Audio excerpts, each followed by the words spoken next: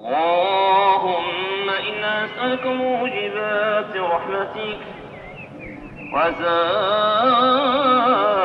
مغفرتك غنيمة من كل بر والعصمة من كل ذنب.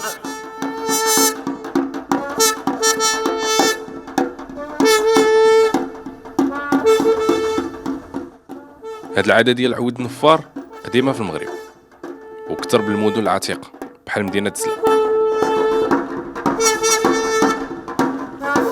تيدور ديما ربيع وصاحبو في الوقيته ديال السحور من بعد ما تيهلل الهلال في رمضان باش يفيقوا الناس الموعد ديال السحور.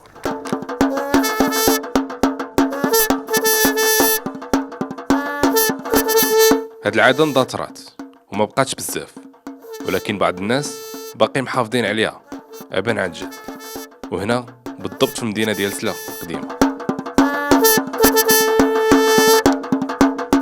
تيكون النفار وحتى الطبال وكذلك الغياض، هادو هما باش يخدموا في هاد الشهر رمضان.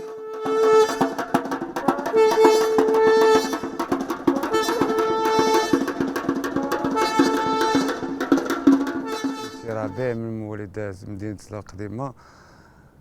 كنديرو هادشي ديال مسحراتي دابا، حيت حنايا الشباب تنديرو هادشي هذا حيت هادشي هذا نقارض. منين تنديرو هادشي هذا كنفيقو عباد الله باش يتسحروا، وهادشي هذا راه ورثناه من جد ديالنا، وانتم كما تتشوفوا ضروري خاصك تفيق عباد الله.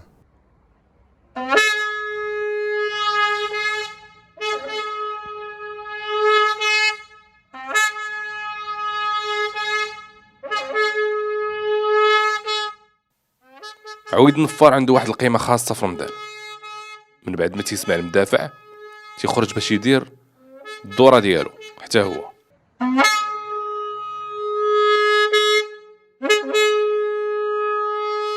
تيدور الأحياء كاملة ديال مدينة سلا العتيقة، وهي مهنة ماشي سهلة ولا متاحة لمن هب ودب، وهو أمر تيخضع لحد الشروط ديال الوعي بالمسؤولية ديال الطقوس الرمضانية. المسحراتي مشهورة بها المغرب بزاف وأكثرية بالنفار. هاد الحاجات في بلادنا زوينين وما كرهناش يبقاو. تحياتي.